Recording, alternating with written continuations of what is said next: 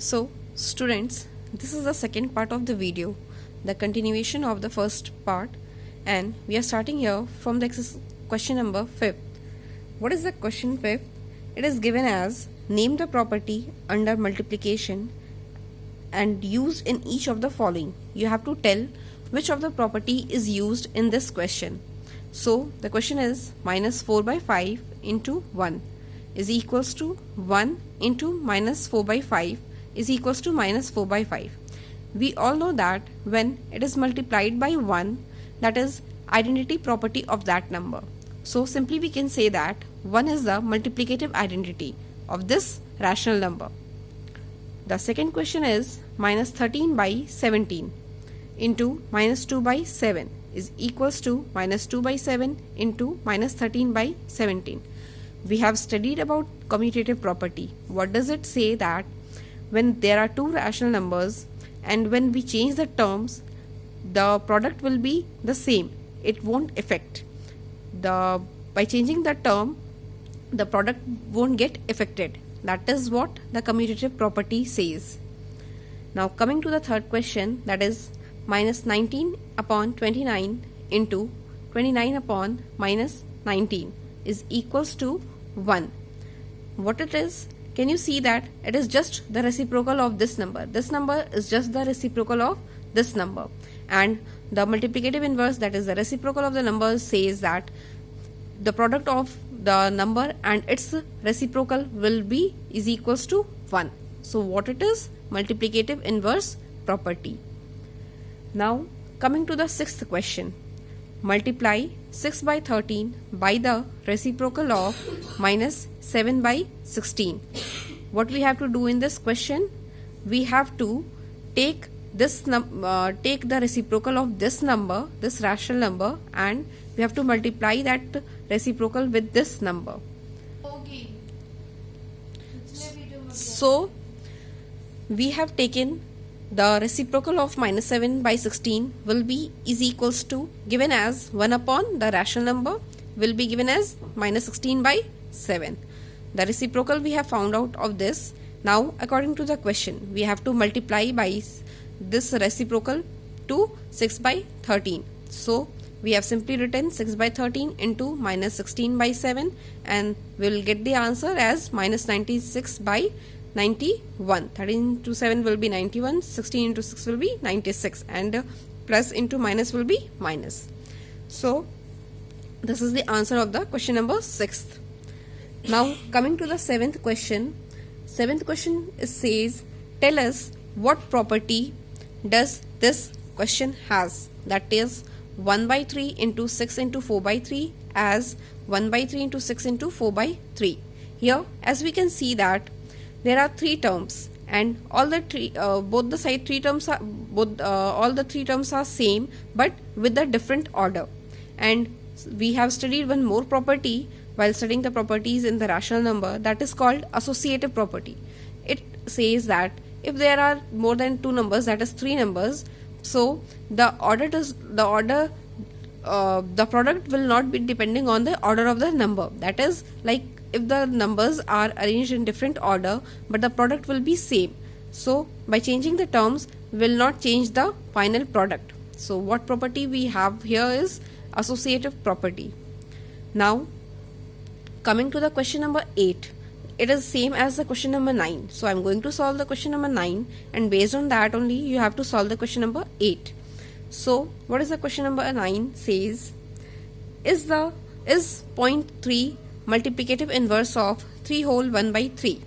आपको बताना है कि 0.3 multiplicative inverse है 3 whole 1 by 3 का या नहीं. So we can write 0.3 as 3 by 10. Can we write like this, right? So 0.3 is written as 3 by 10, and multiplicative inverse of 3 by 10 will be is what? 10 by 3. So multiplicative inverse of 3 by 10 has become was 10 by 3. Now 10 by 3 can be written as 3 whole 1 by 3. When you divide 3 10, so you get 3 3s are 9, right? And it will give 1. So what it is? 3 whole 1 by 3. 3 whole 1 by 3.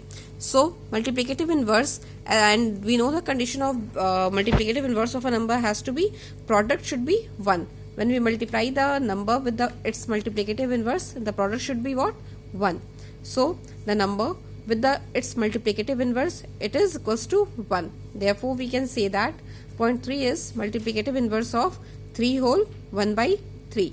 So with this we have completed all the 9 questions, and I'm going to tell you the question number 10 and question number 11, which has to be done in your book itself. So you can go through the questions, right? The rational number that does not have a reciprocal. So what it is? The rational number that does not have a reciprocal is 0. That means what? 0 cannot have its reciprocal. Let's see how. When we write 0, can we write 0 by 1? Yeah, we can write. But when we take the reciprocal of this, it will become 1 by 0, which is what? It will turn into infinite. That means it cannot be determined. It cannot be determined. C and D. So the rational number that does not have a reciprocal is what? 0. Now the second question. The rational number that are equal to their reciprocals are 1 and minus 1. How? Reciprocal of 1 will be given as 1 by 1, and it will be equals to 1. The same as the number, the reciprocal is same. The same thing is with minus 1. So when we take the reciprocal of minus 1, 1 upon minus 1, it will give you again the minus 1. That is, whatever is the number, what is the rational number, the same is the reciprocal of that number. The next question is the only rational number that is equal to its negative. Suppose if you have taken 2, and if you have taken 2, the only rational number that is equal to its negative. If you have taken 2, so if we write minus 2, is 2 and minus 2 same? No, right? No, it is not same. On the number line also 2 is here and 0, and this is minus 2. So this is not same. This is positive integer, this is the negative integer. But at the 0, there is no positive and negative. It is same. So negative of 0 is always 0. So 0 is the only rational number that is equal to its negative. I hope you got all these things. Now coming to the 11th question. This is the fill in the blanks, and I want you all to try it once. And if you don't get, you can ask me at my personal window. So with this we have completed our NCERT exercise 1.1, and I want you all to do all these questions in your fair copy neatly and properly, so that it's easy for you also to revise later on for your exams. Now I'm going to give you some more homework from your LR. Since we have studied all these things from the NCERT, and you know that you have to follow LR also. So there is a homework for LR. From LR, milestone 1, the same pattern you will follow as you are following in your NCERT copies. The same thing will be given in the LR also. From milestone 1, that is your exercise 1, question 1 to question 12, you will be doing it in the book, because it is an objective questions. You can do it in the book. And question 16 and 17 also, it has to be done in the book. All these questions you can go through once, and it is all kind of objective ones, and you can easily do it in your books. Now what you have to do exactly in the copy, in the LR fair copy, that is question 13, only 2 questions, that is B and D. Question 14, B, D, E, G, H. Question 15, B, C. This has to be done in your LR fair copy. The things you will follow as it is given in the PDF format. You have to follow all the things while doing the fair work. With this we have completed the LR thing also, and NCERT one also.